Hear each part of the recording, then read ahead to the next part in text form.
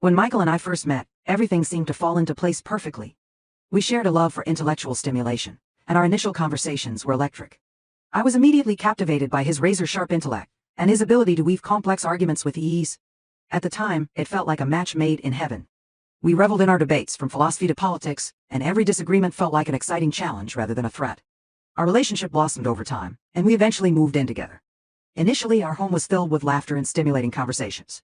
We thrived on the mental gymnastics of our debates, believing they brought us closer.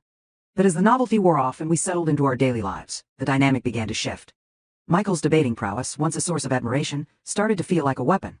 What was once charming became overbearing. He began to see every disagreement as a battlefield where he needed to showcase his legal skills.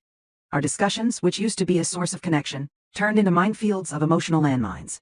It felt like every argument was about winning rather than understanding. One evening, the holiday season was approaching, and we needed to decide where to spend it. I wanted to be with my family, as it was a rare opportunity to gather everyone together. I expressed to Michael how important this was for me, but instead of acknowledging my feelings, he dismissed them outright. He labeled my desire to be with my family as an appeal to emotion, suggesting that my feelings were irrelevant compared to his rational preference for staying in the city. I felt a pang of isolation as my emotional needs were trivialized. The warmth I had hoped for in his support turned into a cold, detached argument. The next few weeks were marked by a series of escalating conflicts. It was no longer just about differing opinions, but about Michael using his legal expertise to undermine my perspectives. Every argument seemed to spiral into a complex legal debate. I found myself struggling to keep up with the sophisticated terminology and logical fallacies he employed to dismantle my points. Terms like ad hominem, false dichotomy, and straw man became a regular part of our conversations, and each term felt like another layer of emotional armor he used to shield himself from genuine connection. One night I brought up feeling neglected due to Michael's long working hours. Instead of addressing my concerns, he countered with a hasty generalization, arguing that just because he worked late sometimes didn't mean he was disregarding me. His clinical response was delivered with a detached precision that left me feeling even more isolated. It seemed like my emotional state was being reduced to a series of logical errors rather than a legitimate concern. The situation continued to deteriorate as Michael's approach to our disagreements became more entrenched. Even when I tried to express my feelings using I statements, which I had learned were supposed to be more effective, he dismissed them as catastrophizing. It felt like no matter how I framed my concerns, Michael had a counterargument ready to invalidate them. I was trapped in a cycle of perpetual defeat, where every attempt to communicate was met with another round of intellectual debate. The constant strain began to take a significant toll on me. I felt like I was losing a part of myself in the never-ending battles. My self-esteem, once strong, began to erode as I struggled to assert my own feelings against Michael's overpowering arguments. I became increasingly withdrawn, retreating from discussions and avoiding conflicts altogether. It was as if I was constantly on the defensive, trying to protect my own self-worth in a relationship that had become a battlefield. One particularly harrowing day, I broke down in tears while alone in the bathroom. The emotional weight of constantly being invalidated by Michael's debating tactics had reached a breaking point. I felt utterly defeated, like my emotions were being systematically dismantled and dismissed.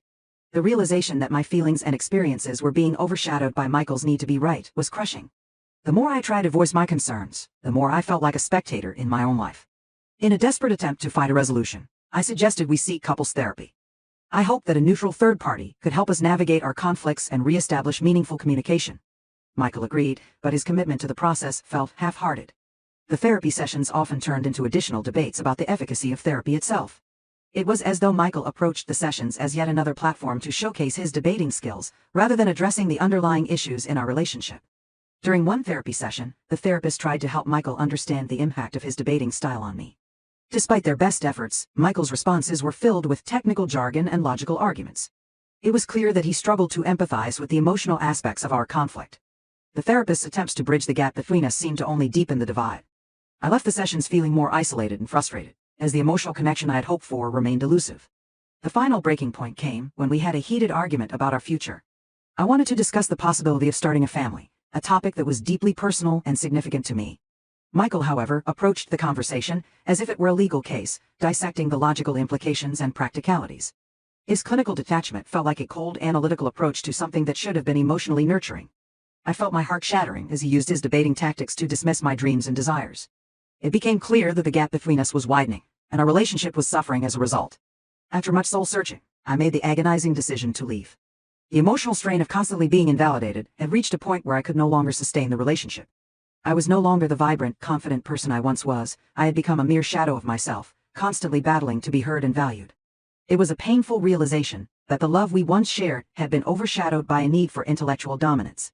When I told Michael of my decision, his initial reaction was one of shock and disbelief. As always, he responded with a rational analysis of the situation, attempting to logically refute my reasons for leaving. The conversation felt like another debate, with him trying to convince me to stay by dissecting my decision. But I was resolute. I needed to prioritize my well-being and regain my sense of self. In the weeks following our separation, I embarked on a journey of rebuilding my life. The process was filled with moments of doubt, sadness, and self-reflection. I found solace in attending a support group for individuals recovering from emotionally challenging relationships. Sharing my experiences with others who had faced similar struggles provided a sense of comfort and validation. Slowly but surely, I began to rediscover my self-worth and confidence. As time passed, I started embracing new opportunities and experiences. I reconnected with old friends and focused on my creative writing, finding joy and fulfillment in my passions once again. I approached new relationships with a clear understanding of my needs and boundaries, striving for genuine connection rather than intellectual debate.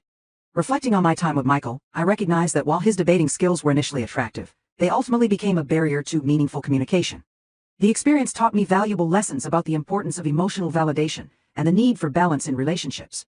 I realized that true partnership is not defined by winning arguments or showcasing intellectual superiority, but by mutual respect, empathy, and understanding. Moving forward, I sought to build relationships where communication was open and feelings were valued. I learned that disagreements should be handled with compassion rather than competition. My journey through this challenging period underscored the significance of emotional connection and the necessity of mutual support. It reinforced the idea that a successful relationship involves listening, understanding, and valuing each other's perspectives beyond the realm of logic and debate. In the end, the experience with Michael highlighted the need for a balance between intellectual stimulation and emotional connection. It was a profound lesson in the importance of nurturing a relationship with empathy, respect, and genuine understanding.